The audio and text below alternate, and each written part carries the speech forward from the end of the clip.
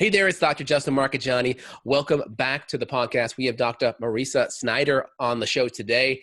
Dr. Snyder is a hormone expert and essential oil expert, which is great because essential oils can be really helpful and they can really help with the stress response. So we're going to dive into the hormones. We're going to dive into some things that you can do right now to help kind of push your hormones back into balance. Dr. Mariza, welcome to the podcast. How you doing? Thank you so much for having me. I am great. I'm so happy to be here. Excellent. Very cool. So I'm just curious.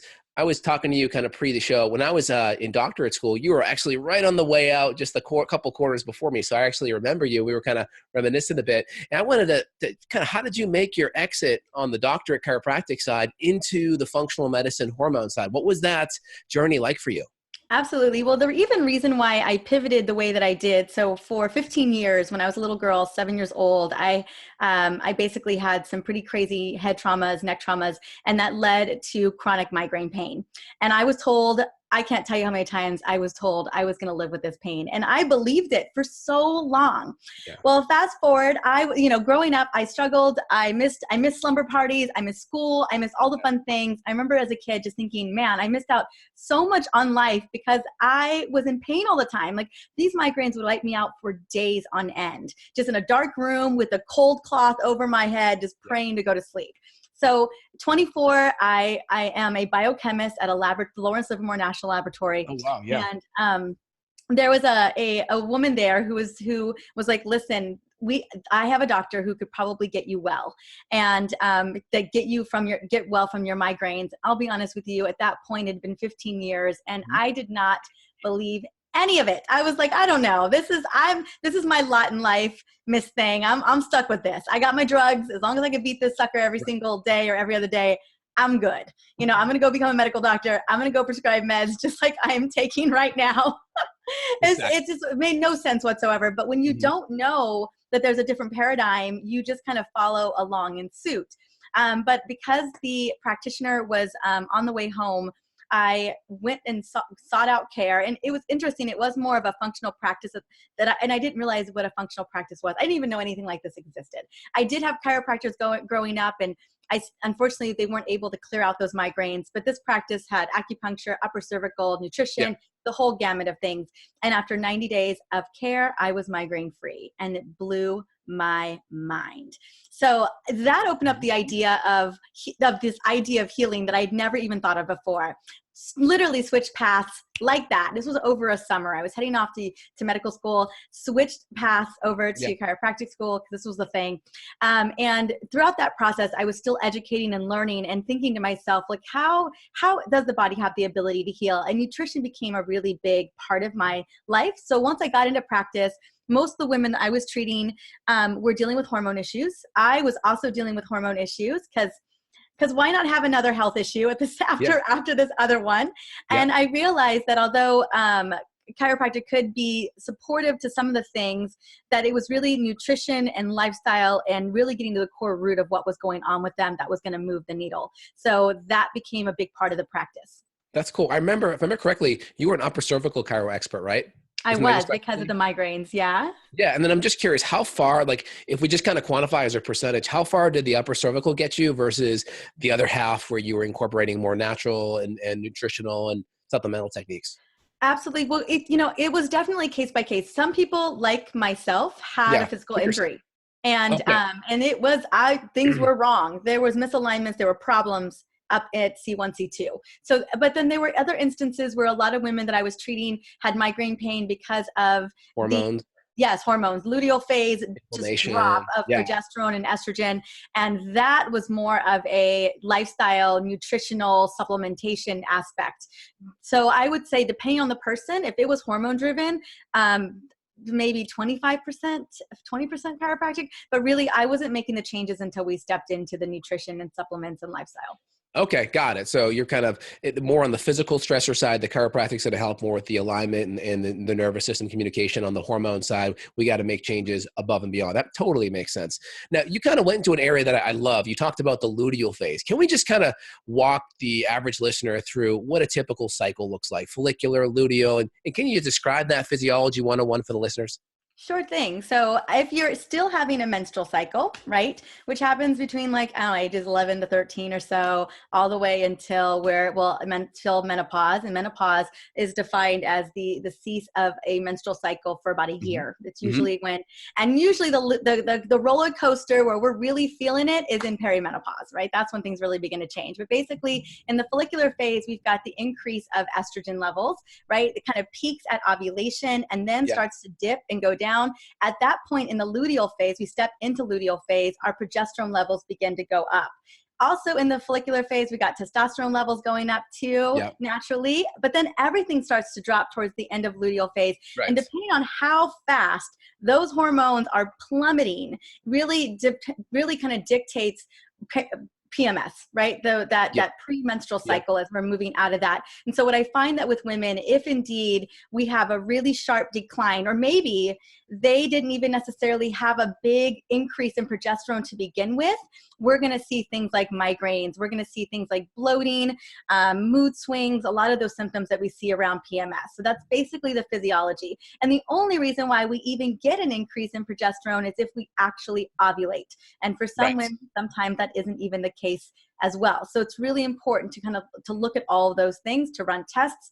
My favorite test for looking at hormones is the Dutch test. I Yeah. usually recommend it during the luteal phase. Okay, cool. So you're running like a Dutch complete, like around day 19 to 22 ish, kind of to Exactly. get that peak. And then Mhm. do you run the month-long panels at all? I have not in the past, but Okay. I know how important those can be. Okay. Yes. And I Yeah, I mean, usually, when I was testing, it was I would test every quarter. yeah. Okay. Yeah, I mean, I'll typically run the month-long ones if they're more of a fertility case, but then I'll do a lot of, the snapshot in that peak of the luteal phase. And I can't tell you, I think you said it just right. I see so many women these days that are coming in with either massive luteal phase defects where that luteal phase is just shortened, or Mhm. that progesterone's just dropped out significantly. Instead of 15 to 20 or so on that Dutch test, they're less than 5 even. And that's really concerning. And then that kind of puts these women into maybe an estrogen dominant situation. Can you describe what that is? Absolutely. So estrogen. So that's really interesting that you ask. A couple things about estrogen dominance. I get so many questions around this. You can actually have low estrogen and still be estrogen dominant. Yes. So it's Yeah. really the relationship between estrogen and Mhm. progesterone. And so often, given what we're exposed to every single day, given our stress levels, so not only lifestyle but also environmental, we do find that women tend to have more estrogen in the system than progesterone. And there are multiple factors, right? Progesterone could be stolen from our cortisol level, Yes. cortisol, the Yep. progesterone still. So Yep. there's a multiple facets, but what we're finding in a lot of women is that just by the sheer fact of life that we're living, that estradiol is going to be higher than normal compared to progesterone. And there's a lot of things that we can do about that for sure. And we can definitely get into that. Yes. Yeah, very cool. And I'm even seeing a lot of women too that are low progesterone, but also low estrogen. Are you noticing that at all too? That's been me. Oh, yeah. That's just the hormones are just so depleted, right? Just They're chronic. so depleted. Yes, they're absolutely depleted. And that has a lot to do with, I find so often with women that it has a lot to do with the stress that we're living. Yes. That's very much the key indicator. We start burning out um, all of our hormones, or we stop creating a process where we're making them in a sufficient manner.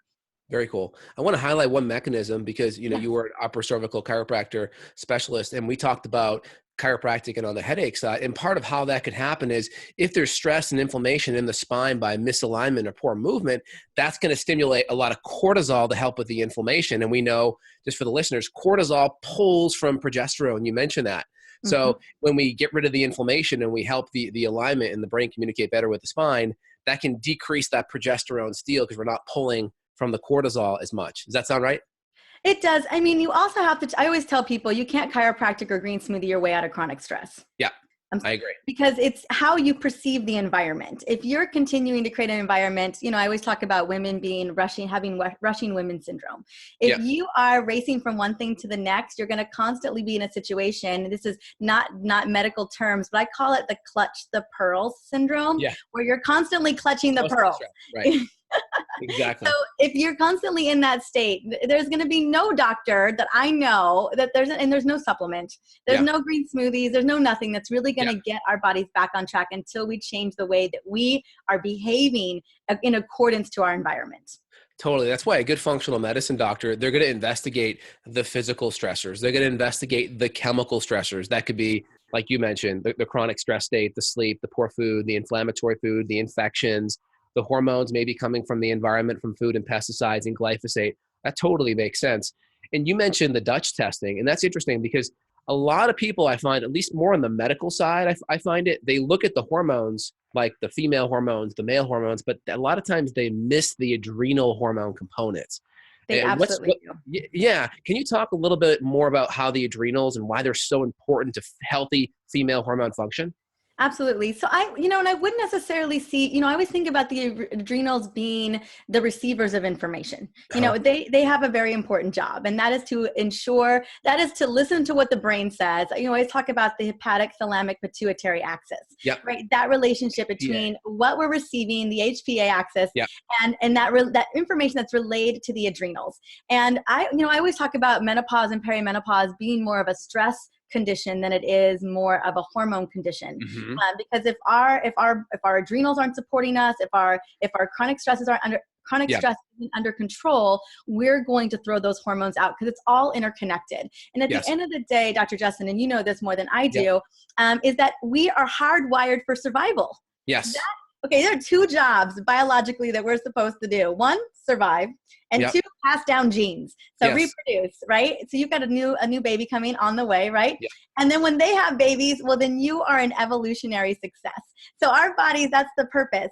Now, hardwiring towards survival means that we have to give up a lot of other things. Our digestive system, our reproductive system takes a hit. You are a great thyroid expert. You know that the thyroid definitely overcompensates for what's going on as well. But I wouldn't necessarily and yes, you can definitely create adrenal fatigue over time. But yes, it takes a while for the adrenals to finally say, enough is enough. I cannot take this anymore. But I find that where we really got to focus our efforts is right here in the limbic system. That's where we need to change the chemical conversation. Because if that HPA axis is continuing to upregulate every single day, well, the adrenals are just like, dude, I'm just doing my job. Right. I gotta release this adrenaline. I gotta release this cortisol. That's my job. Until one day I'm like, I can't do my job anymore. I can't handle it. So I would say that really, I always want to work on the HPA axis first before I even begin to look actually at adrenal health. So often I see that women have an outpouring of cortisol, maybe DHEA is deregulated, but the adrenals are still high functioning for a while. So that I usually want to get to that root first, which is what I find right here. Yeah.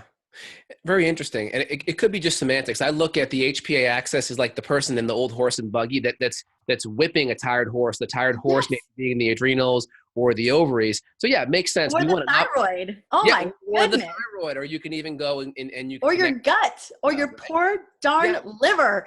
That liver is just like, I can't pour out enough glycogen. Like that's where we get diabetes. It's where we get insulin 100%. Sensitivity. So you're talking about really getting the communication and these feedback loops dialed back in. Can we just go into some strategies? What are things that you're doing with your patients or the people that are, reading your work? What are the top 3 things? And if you want to qualify them with certain situations, that'd be helpful too. Absolutely. So, we're talking about kind of that. I think the first step, I always talk about the unexpected solution to health and radical self-healing is awareness. If you're not aware that you're putting crap into your body, it's really difficult to make those changes. Yes. If you're not aware that you've got a gluten intolerance, you're going to probably still continue to eat gluten, right? Yep. And if you're not aware that you are running from one thing to the next and that you're living in a high stress situation, you're just going to keep doing what you're doing. So I think the first step really is self-awareness, recognizing that something is not right. And I know for me, I thought I could green smoothie my way out of chronic stress. I also thought I could chiropractic my way out of chronic stress. And it didn't work. I had to figure out that I had this operating system, this feedback loop that was firing whether or not I knew it or not. So I think some of the most important things is, one, we definitely live in a time of isolation. I'm so grateful for this technology that you and I could be talking right here. But what would be even better is if we were right together, right? So Totally. having friends on speed dial, having people and family in your life that you can give hugs to, that you can connect with, kind of boost that oxytocin level, that cuddle hormone. Just Yeah. being connected with people is number one. Number two, I love the power of plant-based medicine. So I love Hmm. essential oils. I think Hmm. having a tool like a little oil like this, Yeah. bergamot and lavender, we know has Ah, been researched time and time again to lower serum cortisol levels, lower blood pressure, and lower pulse point. But most importantly, they disrupt the cycle from sympathetic to parasympathetic in that HPA okay. axis. And I Okay. want to disrupt the cycle. I Yeah. want to get into the habit. So not only does the chemistry, by breathing the oils in, Yeah. go to the limbic brain to disrupt the cycle, but the intention of Yeah. you grabbing that oil, making a decision like, Yeah. hey, I You're feel like aware. I'm having a moment. Yes, You're that aware. begins to change the cycle as well. Very Other cool. things, yeah. Oh, Go go ahead. on. Go ahead. Oh, I got some other things. I do love adaptogenic herbs. I do love Hmm. ashwagandha. I love rhodiola. I love holy basil.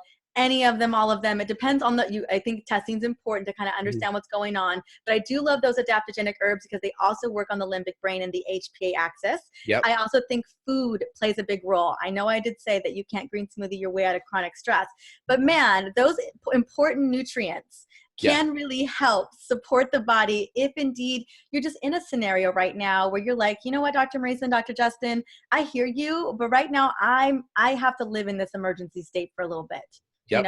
Life dictates that for me. So those are some of the big things that I normally recommend for people. Then breathing, exercise, yoga, just pausing for a moment throughout the day, just that self-awareness, and then self-care. I think self-care is the game change. So those would be some of the lifestyle techniques that I always recommend to women to start implementing if they're looking to start with that root thing, that HPA axis, so that we can start to change the conversation that's happening inside of the body. Interesting. And now when you're looking at people, and let's say you're giving essential oils that are proven to lower cortisol, right? Mhm. Are you concerned if someone already has lower cortisol, or are you going to be using other adaptogens that may, have an up and down kind of bump in the right direction? So how are you evaluating that when you're making specific recommendations? Absolutely. So yes, could we have a situation where someone has significantly, like at that point, they've deregulated cortisol levels to such a Yeah. degree that they have lowered cortisol levels? Yes. And so in those particular instances, I'm now looking more at, and clearly there are essential oils who Yeah. can help boost cortisol, things like rosemary and Yeah. peppermint and citrus oils. So we're looking at a different response. And then yes, looking at different adaptogenic herbs to make those changes to heal the body so we can get Yeah. you back to a baseline, but also making those lifestyle changes as well. I mean, if Yeah. indeed just grabbing an oil just to have that moment for Yeah. yourself, I think that is important. It's nice. Yep. Especially if you're having a hard time going to sleep at night. Hmm. But yeah, I mean, I think that in all instances, everything is case by case. Interesting. Is there any herb that you recommend that you feel is just a really good multitasker, where your cortisol could be low and it may give you a little pick me up, and it could also be a little bit high and you could be stressed and it could kind of bring you down? Is there anything in that category? I think rhodiola is what your Rodeo. go-to there. I like Okay. it the most. I feel like it not only helps Mhm. support mitochondrial function, which Yeah. I love, but it also can meet you both ways. I think more than ashwagandha, rhodiola really is one of those adaptogenic herbs that will kind of give you what you need. Okay, cool. I'm Yeah. going to go a little bit deeper here. Can we talk about some of the nutritional compounds that are in these herbs? Are you aware of some of we talked about the adaptogenic components. Are there nutritional compounds that we're also getting from some of these essential oils that are helping us as well? Kind of like vitamins and minerals or polyphenols. What's happening there? Yeah, so essential oils aren't nutrition. I mean, some of them can definitely have Hmm. antioxidant benefits, especially like citrus oils, but I don't Okay. necessarily consider them nutrition Okay. so much as I consider them as being powerful, kind of organic chemistry, right?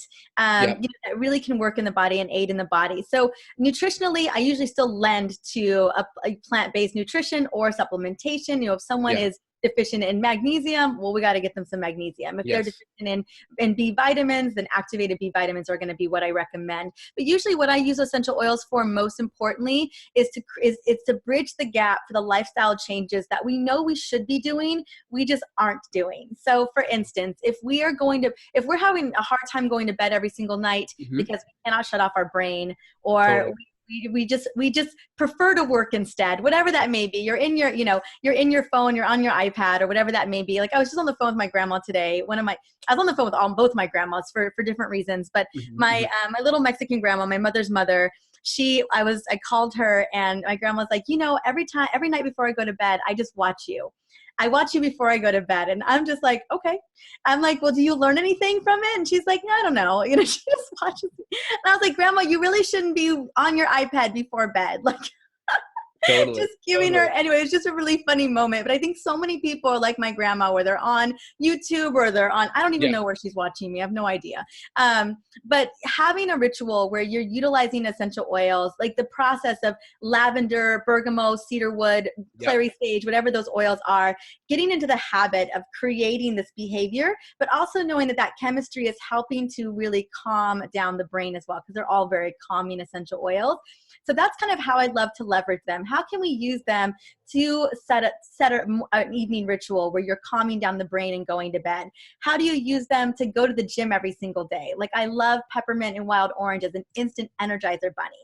How do you use them for productivity and energy and alertness and working memory, right? A combination of peppermint, rosemary, and frankincense, that's going to do that for you. So I think when it comes to these lifestyle changes, this self-care, if we have these oils that can punctuate how we live our life, that's how I love to use them in aiding in the daily decisions that we make.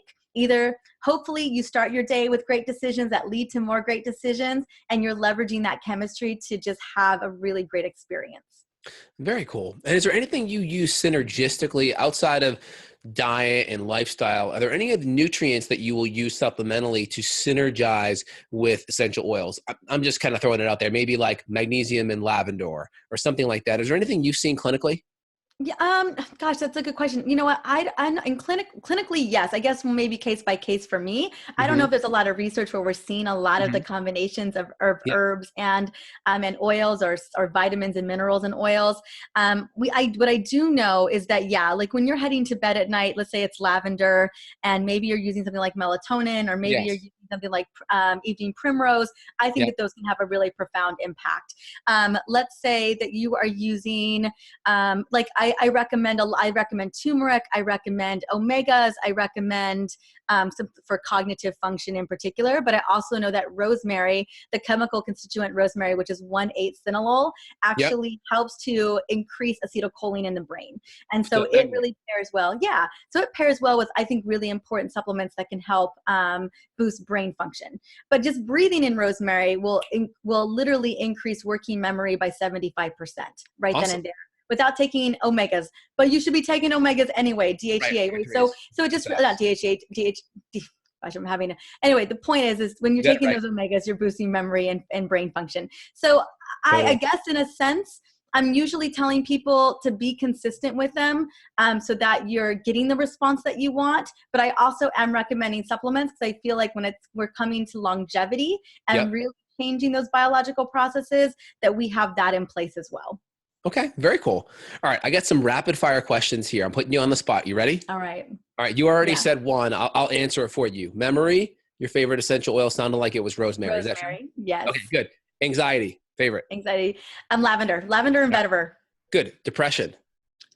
Oh my goodness. Frankincense, Melissa. I'm giving you more than one. Frankincense, Melissa, and citrus oils. Excellent. Pain in a joint. I would say, camphor is really what I'm looking for, but camphor can be found in wintergreen. I also love copaiba for its connection with the kind of works similar to CBD. So it connects with the CBD receptors, the CBD2 receptors in the body. I know we're talking about that endocannabinoid system. That makes sense. Yes, exactly. What about brain fog? Brain fog. So I love rosemary, peppermint, frankincense, same kind of concept there. Good. How about something like an ear infection? Ear infection. So I love tea tree oil. So tea tree oil is a great antiseptic, antibacterial. But so my go-to for ear infections is tea tree, basil, and lavender around the ear, diluted at around a 25% dilution. Okay. And is there any other chronic issues or situations that you get asked a lot that I didn't mention yet? Gut all day, every day. So, Let's do it. Right. So in, you know what, gut is, it's a whole nother conversation, and Yeah, it's actually 100 different conversations. But totally. let's say you are having an acute gut issue. Maybe you decided to eat pizza on a Friday night and you knew better, and you didn't Yep. take your enzymes, or you took your enzymes, but it still didn't matter because you Yes. have gluten and dairy sensitivities. So I love a blend. It's a blend. It's a combination of fennel, peppermint, and ginger. Ooh, And I'm not saying that those oils are going to cure what's going on there, but at least it's going to lessen the acute symptoms yeah. that's happening inside of the gut. And so I just make up a little roller like this, 10 to 15 drops of each, roll Yep. it over the stomach. And those 3 oils have been researched, particularly because of the herbs. The chemical constituents in those oils have been researched to really calm down things like bloating, constipation, diarrhea, and just pain in the gut that could be happening in the small and Yeah. large intestine. Yeah. And a lot of those oils too stimulate acid production, enzyme production naturally as well. So you're kind of getting the body to pinch in to help as well. Yeah, and peristalsis as well. So we're Yeah. moving through. Yeah. Yeah. Then another one, I mean, I've treated migraines and headaches for so many years. Yeah. I do love a combination of lavender, peppermint, and frankincense. That's kind of my power combo. Hmm. Again, Hmm. in a roller, 10 to 15 drops of each. You know, for me, it's if you can catch that migraine on time, it's always cervicogenic for so many people. So Yep. always start back here, and just get those oils on, you know, every 30 minutes. So that's the option instead of a non-steroidal anti-inflammatory. That's great. And you Yeah. mentioned earlier, we talked about luteal phase defect and or low progesterone in that last half of the cycle. Is there anything essential oil wise that you do to help support that luteal phase or that low progesterone / PMS hormonal environment?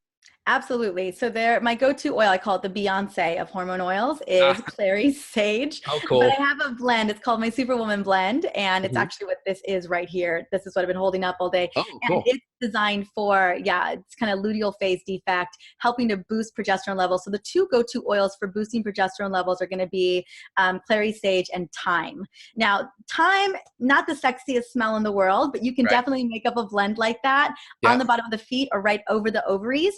This one doesn't have thyme, but it has geranium, which can also do that. What I also love about geranium is it helps the liver in the phase 1 and phase 2 of the Yep. detoxification Yep. pathways that helps to break down estrogen metabolites. So I Great. do love geranium for that. So this is 12 drops of clary sage, 10 drops of lavender, 5 drops of geranium, 5 drops Wow. of cedarwood. It's a blend, and 4 drops of ylang-ylang. And so applying it over the ovaries or right here, because remember, Yep. oils are lipophilic, so they go straight into the bloodstream. Exactly. Right here in the wrist. I love it on my neck as well. And just a couple times a day. It's also great for mood support, and it's great for cravings and energy. So it's kind of a multifaceted essential oil, but I have women using it for their periods and PMS all the time, all over the country and all over the world, and with great success. So I love this blend. Very cool. Very Yeah. cool. Now, one of my biggest pet peeves, just because this could be a hormonal stressor as well, and it just drives me crazy, is when guys either have like a strong cologne or women's have a strong perfume on. What can be an essential oil alternative, for a woman or for a man that could kind of still give them that smell that they want, but it wouldn't be non-toxic and drive people crazy? Absolutely. I have a lot of perfume blends. It depends on the person. The Yeah. Superwoman blend for women, a lot of women wear it as perfume Great. because it Yeah. smells great. And who doesn't want side benefits, right? Yes. That's Yeah. what I love. But with guys, so you think about most colognes, the base note is vetiver. And Yeah. vetiver is a powerful neurological essential oil. Yes. Unfortunately, you're getting a synthetic version in cologne. Vetivers, citruses, myrrhs, frankincense, sandalwoods, those are all And oils that are used in colognes. I don't have a very specific male cologne recipe in my head right now, but there's a lot of them out there, and a lot of okay. guys use them. My husband's made up his own thing. Yeah. I have no idea what's in that blend, but he does his thing. And then for me, I'm obsessed Yeah. with jasmine and rose. So I wear a combination of jasmine and rose. Jasmine, what's really interesting is that jasmine's been researched to help women overcome postpartum depression. It's also a libido booster. And Okay. then rose is just a really powerful, beautiful essential oil. So that combo is just so beautiful to me. My husband loves it. Jasmine's intoxicating. And so a lot of women really gravitate towards jasmine. Yeah. Very cool. Now, do you manufacture your own essential oils, or do you have certain lines out there that you like or you think are really high quality? I think, I think when it comes to I do not manufacture. Oh my Mhm. goodness. The amount of effort and time and research that goes Totally. into these oils is just profound. When I always tell people is when you're researching the company, and I do have a company that I prefer, but Mhm. make sure that that company, they tell you where they're sourcing their oils. Where are these oils coming from, right? Mhm. Each and every one of those oils that I mentioned a minute ago in that Superwoman blend come from a different country all over the Okay. world, and different very small batch growers are growing those in a very in an organic type of setting. Then once those oils are produced and harvested in a sustainable way, I want to know how they're tested. Do they use gas chromatography? Are they using Mhm. spectroscopy? Are they using chirality testing? Are they using microbial testing? How are they testing these oils? And a third party laboratory should be testing the oils to really guarantee their efficacy. And if it's a really great company, there will be a lot number on that label where you can pull up the testing of that batch. Oh, So that's very what I'm looking for when I'm looking for oils. Because if you're trying to use these for therapeutic benefit, well, then you just don't want to put crap on your body.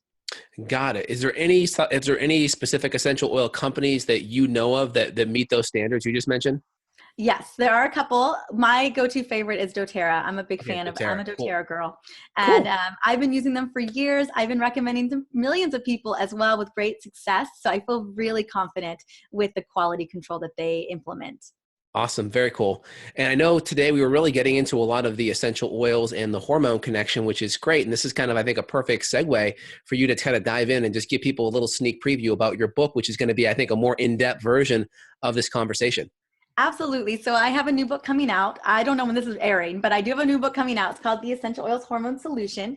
And it literally, not only do I go into the why, the chemical, biochemical why of what's going on in the body. Because Yep. so often women are like, well, what do you have for menopause? And I'm just like, well, what about menopause is the concern, and what if it isn't menopause at all? Maybe it's something else. And so understanding the chemical implications, what's going on with our hormones, then giving women oils, protocols, self-care, it's all built in. And then I have a 14-day hormone reset program that contains my hormone trifecta, which is a combination of food, oils, and self-care. And when you put those things together, it really is magic. So that is what the book entails.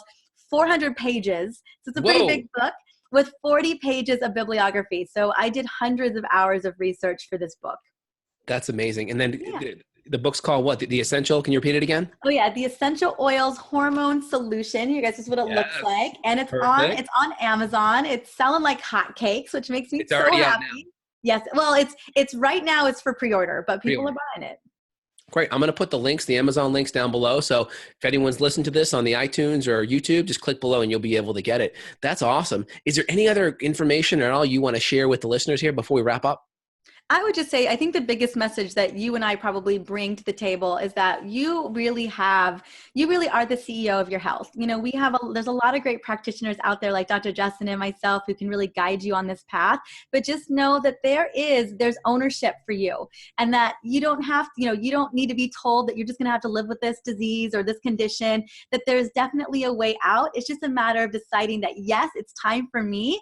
And this reaching out to people like ourselves, listening to Dr. Justin's podcast, because that's exactly what we're here to do, is to really navigate that journey for you so that you're making the best decisions for your health. Very cool. And if listeners want to get more information about you, where's the best place to go? So I have a podcast myself. It's called the Essentially You Podcast, and it's a great place to Cool. find me. It's Great name. everywhere. I have other books as well, but then my website is drmariza.com. I have a fun, awesome little cheat sheet there on the top 5 oils for hormone balance. You can guys go and grab that. And then if you do pre-order the book, I have $300 worth in bonuses that instantly get delivered to your inbox.